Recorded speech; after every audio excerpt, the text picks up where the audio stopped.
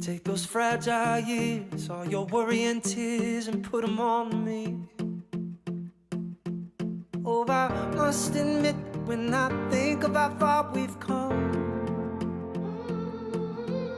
it was worth the risk, 'cause it dug us a deeper love. Never in a million years did I think I'd get so lucky. Never in a million years did I think you'd be mine. And now I can't imagine a life without you, and every song that I write's about you. Just thought you should know I'll never let you go. Never in a million years. Never in a million years. Honey, I've been thinking about how we've come to be found in this moment. Makes it easy to believe, must be more to you and me, something magic. And I must admit that every morning I wake up, either I must be dreaming or I must be lost in love. Never in a million years did I think I'd get so lucky. Never in a million years did I think you'd be mine. Now I can't imagine a life without you, and every song that I write's about you. Just thought you should know I'll never let you go. Never in a million years.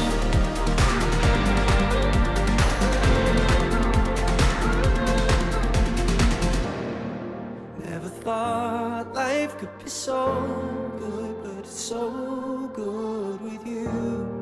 Never thought life could be so good, but it's so good with you.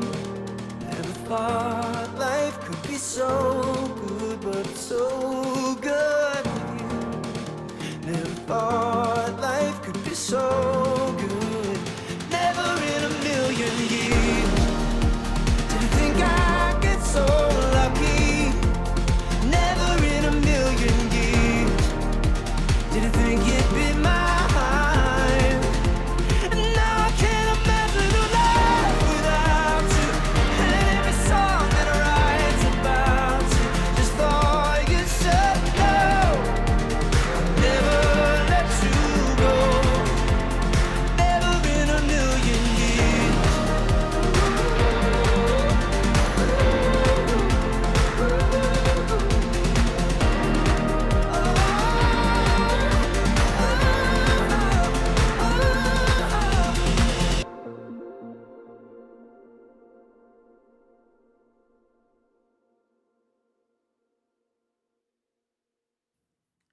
Hello, hello, hello, and welcome to the Better Man Show. Thank you for joining me. Hi, my name is BK, and if we are friends, that shouldn't surprise me. But if we're not friends, don't be a stranger. Wherever I am popping up on your radar, do hit me up and add me as a friend. I would love to have a new friend, right? So, the Better Man Show is a show where I document my journey on becoming the best version of myself for this year as well as the years to come, right?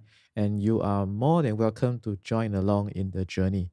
If this is the first time you are joining us, you might be wondering what this is all about. Well, this is because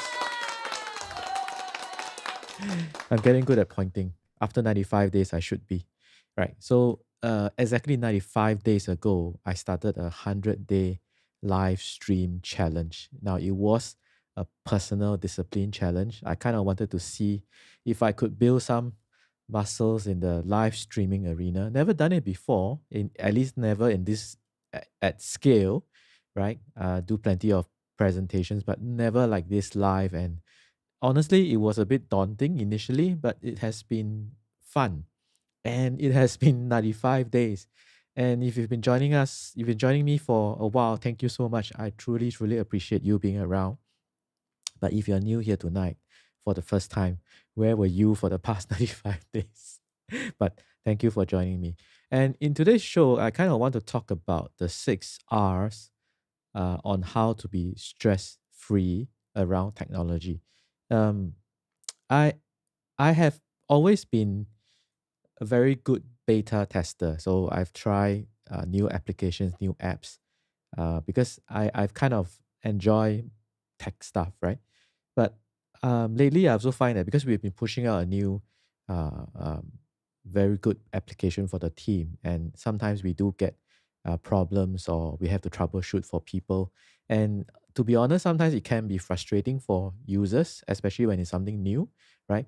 So this is a conversation that I've been having with some of my team, and I just wanted to share with you as well some of my personal tips on how to be more stress free around technology, and hopefully that helps you. And this tonight show is also broken up in two parts. I kind of want to show. I want to talk about something else when we and as well as what I feel about what's happening in the tech world at this point in time as well, right? Just some thoughts, right? It's like a fireside chat. So let's get going. The 6 R's on how to be more stress free around technology. So, and I'm also trying a new technology tonight. So, what is interesting is this. Hopefully, it works. So, the first R is to be realistic. The first R is to be realistic. And what do I mean by that? So, the way I've helped myself to be stress free around new applications, beta testing, software, hardware, as well as like live streaming platform, is I've always understood that as far as software is concerned, as far as technology is concerned, I've always been very realistic and understood that there will always be some bugs. There will always be some things that might go wrong, right? And once I get it into my system, then I've never worried that um, when things go wrong, I panic, right? Because I kind of already expect that, yes, sometimes things will go wrong. Of course, I don't hope that they go wrong, but having that realistic expectation that it doesn't always work 100% of the time, kind of releases the stress I feel around, especially for new applications or new softwares or new platforms that I'm testing out. And yes, it works. This is a new thing I'm trying today, right? So that's the first R, being realistic. And the second R, so when things do not work, these are the few troubleshooting steps that you can take, and they are not difficult, right? So when you try something that is on your phone, for example, or even your computer or anywhere, right? If you run into problem, the first R is actually just to restart, restart the app, restart the app. Now, so on the phone, it could be just closing the app and restarting again. On a computer, it could be just quitting the application and restarting again. On Zoom, if you're joining a Zoom for a presentation or a call, it doesn't work. You cannot hear the speakers, you cannot hear yourself, they cannot hear you. Easy way is just to quit the application, restart your application again, and rejoin. And usually that solves the problem, right? So that is number two, right? So restarting.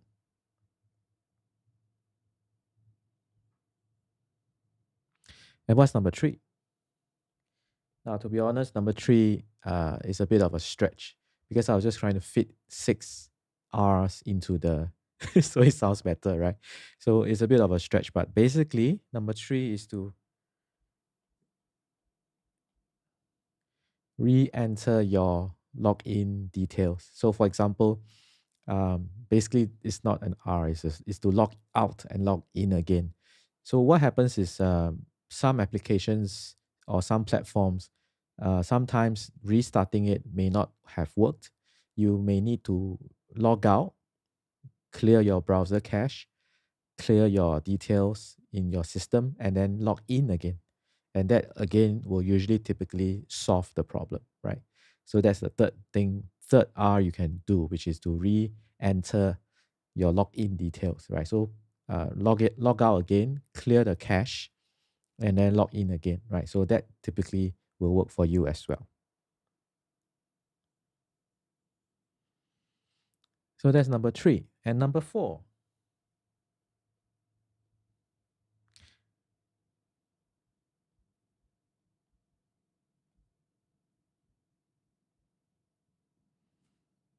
okay, maybe I shouldn't write this across myself. That's better. Number 4 is if you tried restarting the app, you tried logging in again or re-entering your details again, it didn't work. Then the last thing you could, the next troubleshooting step for you to try is to restart your device. So it could be a phone, so you may need to restart your phone, right? Power off and power on again. If it's a computer, you may need to start the computer, shut down everything, restart it again, right? And that again usually will solve most of your problems, connectivity problems, for example, internet, Bluetooth, etc. That usually will solve it, right? So that is the 4th R, restarting your devices, right? That usually will solve your problem.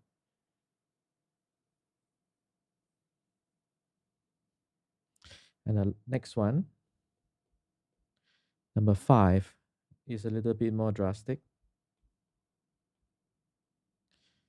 And sometimes when the above 4 other steps do not work for you, you might need to delete the application altogether and then reinstall the application. So these days on the phones, it's not difficult. Normally, it's like a hold the application, you can delete it. And or if it's a computer, you may need to find your way to delete it on your computer and then reinstall it. Just make sure that you have all the necessary licensing information before you delete your application, because some applications, like for myself, I have a lot of applications that are paid applications and they have licenses, and I typically need to make sure that, actually most of the time I do keep the licenses, the software licenses, in a document that is saved in a password reminder application called 1Password. So I'm usually quite safe. But if you don't have a system like that, then do remember to make sure you remember or save the license key somewhere before you delete it, because sometimes when you delete the application and clear it from your system, the licenses may also go as well, right? So when you reinstall them, you may need to re-enter your license key. So remember this part of it, right? But that is again, hopefully you don't have to come to this step to reinstall the application, and then, but if you reinstall it, then typically the application or software should work again for you. And last but not least, no, there's it's actually 7. So that's number 6. Number 6, if you try all of the above and nothing worked for you, right? Then the next step is to reach out to support, to reach out to the application support, the software support, the platform support. Because if you try all of the above, meaning you restarted the app, you re-enter your login details, you restarted your devices, you reinstall the software, and it still didn't work, right? Then something is more, there's a bigger problem here, right? So you need to then reach out to the software developers. Now, when it comes to this stage, and if you understand this part, then you just have to let it be a problem that they have to help you solve. Hopefully, it's not mission critical or time sensitive, but if it is, then unfortunately, there's nothing much we can do. I mean, in this day and age, like sometimes I have a Zoom meeting plan, and then all of a sudden, the apartment's internet goes down, and that's just unfortunate. There's nothing much I can do. And usually the attendees and the audience would be understanding, but of course, we do try to put in place as much contingency as possible, but sometimes life just happens, right? So hopefully that doesn't happen too often, right?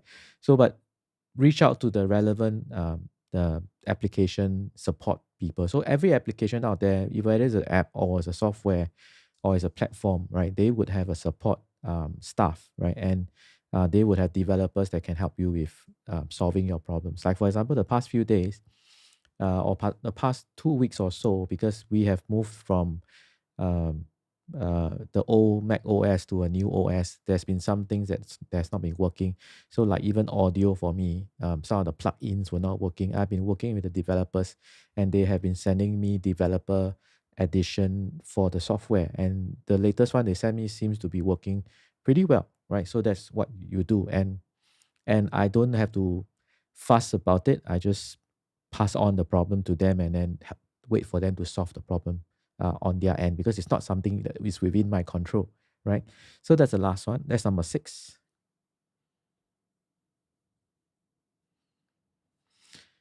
And last but not least,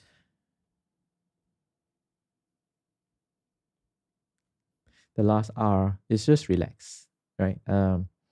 Understanding and being realistic about the fact that yes, some of these softwares would have bugs. Some things don't work as well all the time, right? Of course, we all hope and expect that they just work out of the box, right? But in reality, it doesn't always work that way, right? And I guess because over the years, I've always been uh, very keen to beta test certain things. Like for example, right now, my iPhone is on a beta version, right? I'm testing the newest version. So again, I kind of expect that things would not work sometimes. And there might be bugs, but the reason why I like it is because I get to try out the latest features of the application or the hardware as quickly as possible, right? This live streaming platform, I'm also on the beta version, right? And because I'm on a beta version, I can do a little bit more things. I can try new features ahead of other people. But again, because it's on a beta version, sometimes certain things will happen, right? So this particular rule is very important. Relax, right? And of course, in order to prevent issues from popping up like during a live stream, you can always test it out first, right?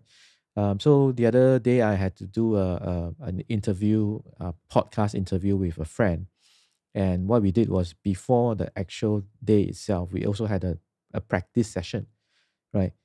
Practice session to test out everything to make sure that he knows how to use the interview feature on Ecamm Live, right? And then things went smoothly, right? So things went smoothly now. But in order to do that, I kind of had to make use of two platforms because we have been very used to using Zoom. So we first connected on Zoom first. I walked him through what to do, and then we hopped onto Ecamm Live, and then Ecamm Live using the interview features. Everything worked out pretty nicely, right? Everything worked out pretty nicely, right?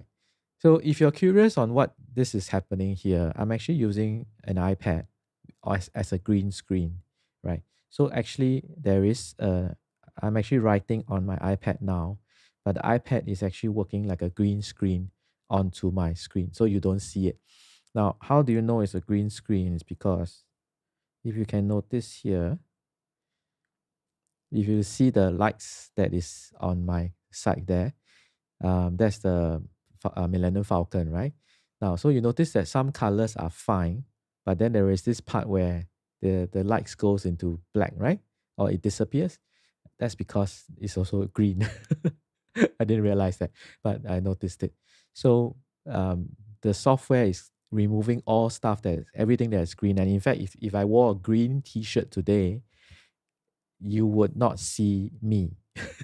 This will be removed from the screen, right? So this is actually a green screen, and I'm actually writing on the iPad so that I can write, right? So so this is like, so you can see. Oh, sorry, it's not that easy here. See, yeah. Oh, see, no, too much. There is a tip on this. If you want to know how to do this, I can show you. You can actually preset the markers as well if you need to do something like this, right? So that's the 7 R's on how to be more stress free with regards to technology, and just wanted to test out this green screen technique on Ecamm Live. And hopefully that's is quite it's interesting because you can play around with a lot of other things as well, right? Especially if you happen to have a scene and you need to show people what's going on, that might be interesting, right? So the next thing about tech is that this past couple of days, because of all the privacy things, I kind of wanted to just throw it out there and then perhaps start a conversation and see what you think about it, right? And I really like this picture that a friend of mine posted on her timeline. And um, because lately we've been talking about people wanting to migrate from WhatsApp to Signal, and privacy, and the things that's going on in the world and on the internet, right? Words like cancel culture, and all those things, right? So I really like what she said here, because our culture has accepted two huge lies. The first is that if you disagree with someone's lifestyle, you must fear or hate them. The second is that to love someone means you agree with everything they believe or do. Both are nonsense. You don't have to compromise convictions to be compassionate. So, the way the technology is moving at such a fast pace now, it is sometimes can be divisive, yeah, right? Where people are separated into camps very easily, right? So the first line obviously is if you disagree with someone's lifestyle, and in this case, it may not even be a lifestyle, it may be just an opinion. If you disagree with someone's opinion, you must fear or hate them. And sometimes you find that on social media it becomes very, very antagonistic. I find that that's not very, very healthy sometimes. What happened to the old days of concepts like live and let live, right? The other day, another friend also posted a comment on how he has also come to he's grown older to an age where he feels that he he's okay with someone being of a different opinion, and or I mean, even if somebody believes 1 plus 1 is 10, he's okay to let them believe that is how they believe, right? Um, my recent take is that I'm okay to let people believe whatever they want to believe they believe, right? I'm perfectly fine with that. And hopefully that also transmits to me, right? So if I'm able to let you believe in that way, then please also let me believe in the things that I believe in, right? But the way the world is these days is becoming a bit not really like that anymore. This whole thing about cancel culture, whereby if someone is of a differing opinion from you, all of a sudden, um, a lot of pressure and tension is placed upon that person to conform with the rest of the world, right? To conform with the rest of the world, which is, I think, unhealthy. That's my personal opinion. But so lately it's been interesting because uh, I also happen to catch this new person with a YouTube channel that talks about privacy and internet privacy. Uh, Maybe I will share some of these things along the way, right? Um, what do you think? What is your viewpoint on how we are on the social media and the technology and the world these days, right? Do you like this statement? Oh, sorry. Do you like this? I like this statement a lot, right? We can be compassionate to others even though we have different convictions. That's what I always believe, right? So just a quick day number 95, right? Thank you so much for joining me, right? Thank you for listening to my rant. It's sometimes a bit of a rant, right? But I feel that it's important. Sometimes we do have this kind of conversations, especially uh, about things that matters to us, right? And seriously, even if I hold a different viewpoint from you, please be compassionate to me, just as I would be towards you, right? So hopefully you enjoyed the tips on how to be more stress-free towards technology. Uh, it has to be fun, right? And to me, tech has always been fun. That's why I like doing all these things, and I have a natural tinkering, and just now being able to write on the iPad is also a new thing, a new skill I picked up. And of course, if it helps to improve the quality and the production value of your live streams, why not, right? So if you want to know how to do that, just hit me up. I'm happy to help you along, especially if you do have an iPad with you and you want to try and do that for yourself, for your own shows. just hit me up. I'm happy to send you a guide or tutorial on how to do that. So thank you for joining me. I'll